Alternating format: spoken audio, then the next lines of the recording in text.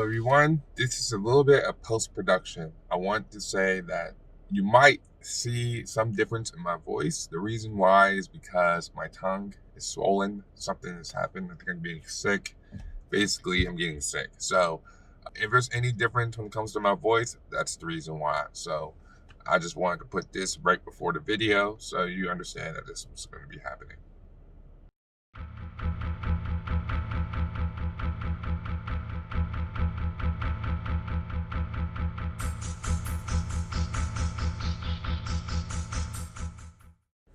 Welcome to ZiggyMarsh. ZiggyMarsh here. Today is my story time in Belgium in the lesson, as with all my story times I learned from it. Now, Belgium as a country is absolutely amazing. I really did enjoy myself when I was there. Very rich country. There's a ton of historical value, especially in Brussels, where it's the European capital of the world. There's a ton to do in Belgium. I was in a city called Hasselt, about an hour and a half, 2 hours from Brussels, and that's where I was at. I had my apartment there, and there will be pictures throughout this video as my last story time I'm gonna have, and that will be some of the few pictures I did take. As I said, I'm not a big picture taker, but I luckily had a few. So Belgium was a very nice country. It was very rich. There was tons of Range Rover Sports. Probably never seen so many Range Rover Sports in my life. Literally almost, at least in Hasselt where I was, almost every fourth car was a Range Rover Sport. So there were tons of Range Rovers everywhere. Made no sense to me. But it was there. In the city I was in, they spoke Dutch. There's 3 major languages in Belgium. If I remember correctly, I think there is Dutch, there is French, and there's one more that I'm not 100% aware. It might be English, but I doubt it. I think this is English. But in the city I was in, they spoke Dutch. So because it was a smaller city, much smaller city, a lot of people spoke Dutch. So I had some troubles when it comes to, like I normally do, comes to speaking. But for the most part, people were very nice. The city was very clean. I liked the malls. It was great. Darn near walking to a mall. Had my own car, being an automatic car, so I really enjoyed that. And those 2 software manuals. Other than that, it was very nice. So the basketball was, the situation was good. I really did enjoy the fact that I had 6 other Americans on my team. I also enjoyed that it was really my first experience when it came to being in Europe. I was there for about 3-4 months, so I really got a good taste of how the Europeans, when it comes to Europe, how different they do things compared to America, and it was a big learning experience. It was something I did enjoy. I did learn. I learned a lot, and I enjoyed the coach. But unfortunately, there were, as usual, always some problems. Unfortunately, when I was there, our coach really didn't use me the best way he could. He actually mentioned that when I met with him again 4 years later at a camp I ended up going to. He actually admitted that he didn't use me that well because I was essentially a defensive anchor of this team. I was brought in really to be a rim protector, to really accent everyone else, because everyone else around me was more guard. We played a 5-out game, run around, pass, cut, driving kick, and I'm a post player, so it was very awkward for me when it came to how I was able to do things. I had to make do what I could, and that's what I tried to do. Unfortunately, the refs really did not like me. They just would hammer me every game.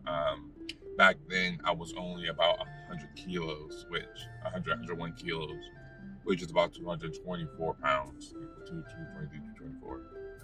And at 7 foot, at 224, I wasn't too strong. Don't get me wrong, I was still solid, but there were guys that I played against that were bigger than I was. And when I was in America, I could use my strength to fight against them. Couldn't really do that against them, because as I would try to push up against them when they would push on me, in an NBA, that's actually normal. That's how they're able to, you see some extremely strong guys, that's how they're able to withstand some of those hits, because they're used to being able to push up, push off. It was a technique that I learned actually through Ben Wallace. He's the one who taught me that. So that's what I started doing. And they would call foul because I'm being too aggressive. And I would try to talk to refs like, look, he's bigger than me. What do you expect me to do? And he just said, you gotta stand there and absorb hits. And in Europe, I can only do that so much. Now, if I was to go back now, it'd be a lot different. Because now, back when I was playing like last year, I was about 250. So they couldn't do that to me. It was a lot smaller. And you will see some of the pictures. I was a lot smaller compared to where I was in my future. So what most of these guys would do, and a lot of these guys are extremely intelligent. It's not like these guys are just rookies. Some of these guys are 30, 31 years old, playing for a long time. These guys are crafty. These guys are intelligent. And that's another thing I'm going to be in these videos, is that don't Americans assume that they're going to be the best on the court. That's not always the case. In Europe, those guys are extremely skilled for the most part. And I would darn near say sometimes they're more skilled than American players are. American players are just gifted, for the most part, athletically. And they've been playing so much when it comes to street ball and playing so many more games and so much more experience. It's where U.S. really shines. But when it comes to Europe, they really hone in on their fundamentals. They hone in on Euro stuff. That's where the Euro stuff came from. It came from in Europe when I want to say Dirk Nowitzki really popularized it. But I could be wrong. Don't get me wrong. I could be wrong.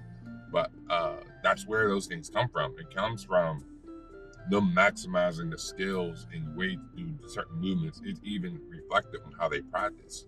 They really emphasize stretching. They emphasize, dynamic stretching. A lot of dynamic stretching before working out. Dynamic stretching after they're done working out. In America, they don't really do that. They really maximize strength and powering up, trying to be stronger than everyone else. But at the end, that's really where it ended up going to. And they would just back me under the rim and they would shoot, and I couldn't do anything about it. And when I would try to get around them, they would call foul. So this would go on throughout the season I was there. Each game got worse and worse. And now I'm getting yelled at from my boss because, I'm in the game and they need me in the game. But as I hate to say it, they're also getting beat all the time, and it's putting me in a position where I have to help. And when they call the foul, they call the foul. And I don't know what you want me to do in this situation. You either want me to attempt to block shots as they want me to do, which puts me in position to get the foul, or I can rely on me and I can do my fakes and do the things I normally do to try to avoid some fouls, but they're going to score a bit. And that's normally the realization that coaches fail. I'm not saying coaches, but investors and management and bosses fail to realize that there's a give and take when you're dealing with in situations like this. But they don't care. All they want is the results. So that's what ended up started happening. They just wanted more results, and it just kept happening. It got so bad to where the last game that I played for them, there was a guy driving down the court. It was the end of the half, and he was about to shoot a last second shot. I knew they were calling these fouls, and I fouled out this game too. He went for a shot. I went for a block. I completely missed him. I stayed on his side, and I ran past him as I was blocking. And I started above him. Now, doing this, I could tell that he was very intimidating coming up to me in the first place. So when he threw it, it hit off the backboard and completely missed him. As I said, I made sure to completely miss him, but the refs called the foul anyway. And at that point, I realized they are just calling fouls for the sake of calling fouls. And that it feels good, or that they feel like it's a foul. And, I'm American, and I'm 7 foot, and it's just a foul. And don't get me wrong, I have had referees tell me one time, you're over 2'8", no foul. And they'll say just because I'm tall, no foul. And they'll do that. And that's where the prejudice comes from. When it comes to us human beings, as they're officiating, they are the arbiters of what's going on in the game, if it's right or wrong. So they can technically choose with human error whatever they want to choose. So that's why you can't really argue all the time. All you can do is try to talk as much, talk and see if you can work with them. But unfortunately, it doesn't always work that way. Now, all that comes into the lessons I had to learn from this. Now, normally, there's 2 things I want to bring up. The first thing is partying. Now, after every home game, investors, the people who are investing in the team, usually your bosses, the bosses that usually run around our coach all the time, like sit next to the bench, who sometimes doesn't know when he needs to walk away sometimes. He is the one financing basically your paychecks, the coach's paychecks, the jersey, all that stuff. He's financing it, so he can do what he wants.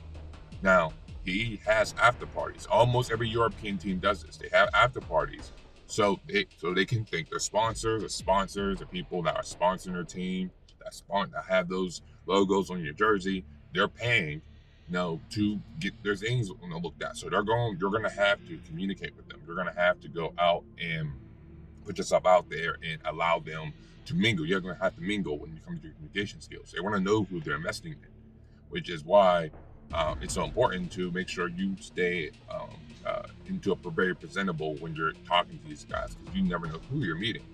But with partying comes drinking, and it's very, very fine line. You have to be very careful.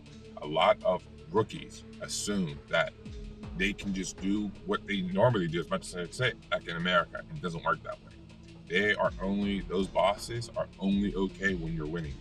When you lose, they will turn on you. And that is my second point, is fans are not your friends. Do not assume fans are your friends. They are not your friends. As much as some fans are when it comes to sports, they are way too emotionally invested to look at logic when things are going well. I will use me, for example. One of the things that happened to me while I was playing this team in Belgium, me and 4 other teammates all went out. They all wanted to go out after a loss. We lost. Now we were going at it for a good 2-3 weeks at this time. We lost. Everyone was frustrated, and they just all wanted to go out, and they invited me. Now, normally I don't go out. The reason why I don't go out, because at the time I knew I was a scapegoat. I wasn't playing too well, so anytime something went wrong, I was the reason. He's not playing too good. That's why we're losing. And it's going to happen when you're losing. Investors want to know why they're not making the money that they want. So that's the scapegoat. And normally, if you're not playing well, you're going to be a scapegoat. So I was a scapegoat. So I really didn't want to go. Didn't really want to go out. And the second reason is I don't like going out anyway. I'm a gamer, so I'd rather just stay home and play my games. I'm completely okay with it. But I decided to go out. I went out. And it was us and about 7, 8 dance team girls, and I said there'll be pictures throughout this story that you can see what some of them look like, and some of my teammates.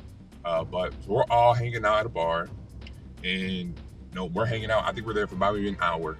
They're drinking, they're having fun. I'm dancing, having fun, and my boss comes up. He comes out of nowhere. He comes into the bar completely. Like, you can tell he was pissed. I didn't even know that he walked in. Like, he's walking in. He goes, now we're in the back. And he comes through the front, goes through the bar, meets us in the back, straight up yells at the top of his lungs to where the whole bar was quiet. I mean, there had to be at least a good 500 people in here. What are you doing here? You guys just lost and you got out here partying? Everyone's just stunned. And now, as normal, when he usually did, he immediately singled me out. It wasn't anyone else, it was really me, which is why I started feeling the way. But like I said, it was a scapegoat. Oh, I just got a call that my 7-footer is dancing after a loss. Like, he doesn't even care the fact that he lost. And at that point, what can I say? What? Oh, that's not what it looks like? It doesn't matter. At the end of the day, that's what it looks like. Perception's reality. That fan who called him, that's why he came up, because apparently someone called him, a sponsor or fan called him saying, your 7-footers dancing in this bar. And he just lost. And that's where my real first point from partying comes from. You must be very mindful when you're partying, because partying is a very dangerous fine line, to where if you are playing well, they don't care. But when you lose, they will immediately blame you for saying, well, especially if you didn't play too well. Oh, he didn't play well because he went out. And that's one of the main reasons why after this, well, it's actually happened one more time in my career after this. But after this, I stopped going out. I don't go out no more, because you get plausible deniability that way. You get to the point where, well, I didn't go out, so you can't say that I didn't take this seriously. And it actually happened to my last team I was in. and I enjoyed it. I enjoyed the fact that anyone talk about Zeke, it's Zeke stays in his house, goes to his restaurant, goes to the gym, no one else. And that's how you should keep it, because then you cut back on any scapegoat things he tried to do on you. And that's what he did. He said, he basically blamed me. He called me out in front of everyone and ended up leaving. And I had a meeting the next day, and at that point, he was arguing with all of us, and then he pointed me out. I mean, he singled me out, as always. It was like 5 of us, but he just completely singled me out. I knew he was going to do it. He singled me out, and it was, and since I wasn't playing well, I was the easiest scapegoat. And that's kind of where it is. That's business, though. At the end of the day, one of my issues with him was he will constantly tell me, well, you don't have to worry about your job. You're fine. Just play as hard as you can. Just don't worry about not having a job. And sure enough, he ended up getting rid of my job. But the thing is, that's the way it is. That's investing. Like, that's the business. That's truly the business. And you have to understand that this is a business first. So if you go out, what like a lot of veterans will do is they'll go to different cities. They won't even go out in the same city because they know that's what's going to happen. Now, what I would say to do is find some hobbies. Honestly, I think that's the best solution. Find hobbies that doesn't result in you having to go out every weekend. I know so many guys who go out every single weekend, and some of them can get away with it because they play so well, and that's fine. But if you want to try to cover your bases, especially as a rookie, don't go out. There's so many things you can learn. There's so many. That's like, for instance, a lot of people will try to learn a second language. That's where when people travel and they learn a second language, that's where it comes from. There's a lot of free time, even though you have 2 a days. You can easily learn a skill. I mean, I just took a class on photography so I can take better pictures. There's a lot of things you can learn. Real estate, business. I mean, you can read books. You can read. You can start a business. You can do all types of things with the time that you have, with the money you're making. It might not be much, but like I said, you're only working maybe 2, 3, 4, maybe, I don't know, 20 hours a week, maybe, if that. 2-hour practice, 1 hour workouts, 3, like 20 hours a week, if you include games.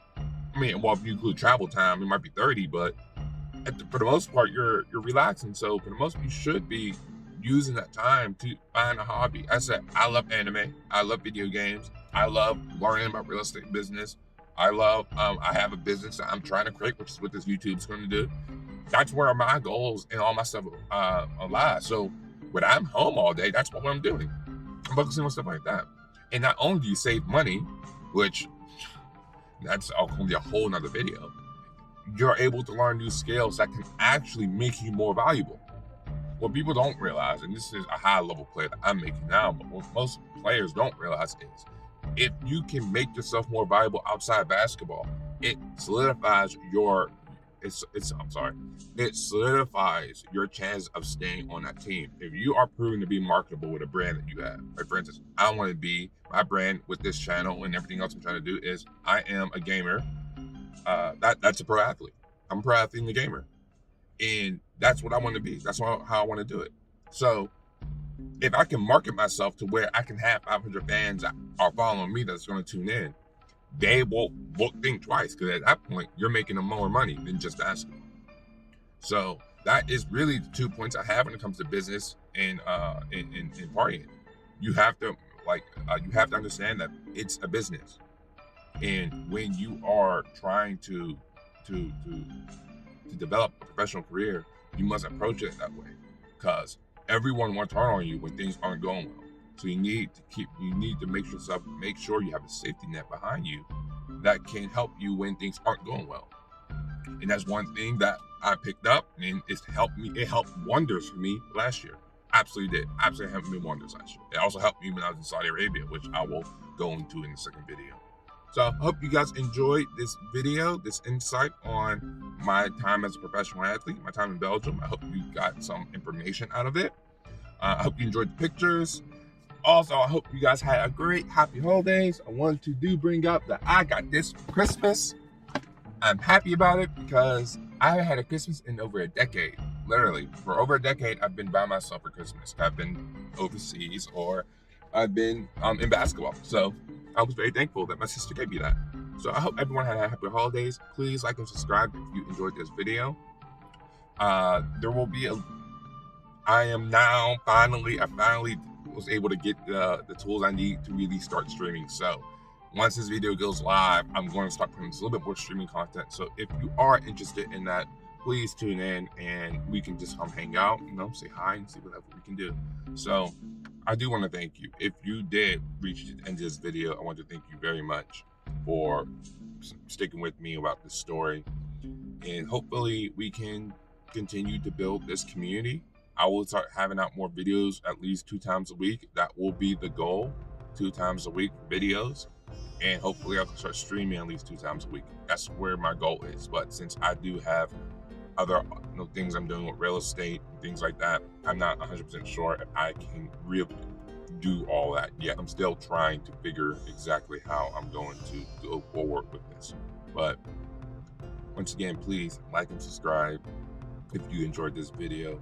Please hit that notification bell if you want to keep up on all my new videos. My next video is probably going to be some small financial advice. I think that's where my next video is going to be.